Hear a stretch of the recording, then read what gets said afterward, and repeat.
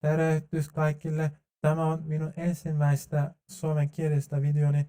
Haluan teille esitellä 2 kaupunkia, jotka näyttävät toisiltaan. Mielestäni se on ihan järkyttävää, että Turkissakin on järvenpää Ankarassa, pääkaupungissamme. Virallisesti nimetään Gölbaşı, joka on taas aivan sama verrattuna sanaan järvenpää.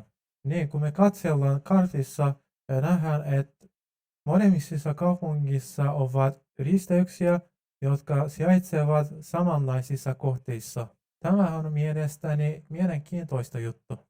Muuten me tykkään siitä, että Suomessa on paljon metsää. Vaikka tämä on pientä samanlaisuus, vieläkin mä haluan näyttää teille. Katsokaa tämän risteyksen samanlaisuuteen muodostonsa. No niin, jatkamme matkaa. Kirjoittakaa myös kommentoissa, millaiselta näyttää Turkin kaupunkien maisemaa. Haluan teitä kuulla tästä. Toinen mielenkiintoinen juttu on sitä, että molemmissa järvien päällä sijaitsee puisto. Ja näissä puistoissa ovat parkkipaikat autoille. Taas Turkin versiossa sijaitsee kaupungin hallintotalo täällä. Mielestäni se on hyvä, että meillä rakensivat tien tarkoitettu nimenomaan polkupyörille. Nyt haluan jäädä vähän puhumatta.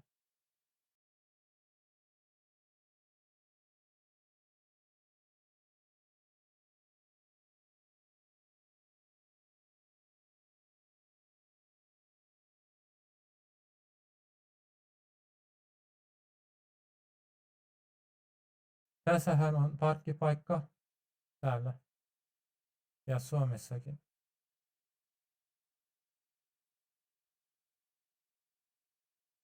Nyt en puhu mitään, te jo tiedätte millaisilta näyttää Suomi.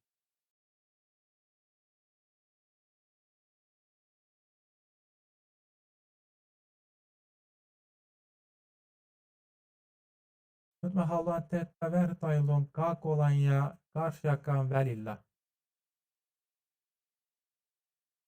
Suomen maisema tällaisesta. Kun taas Turkissa ovat enemmän rakennuksia lähirakennetulla tavalla. Kiitos kun katsoitte videoni. Nähdään.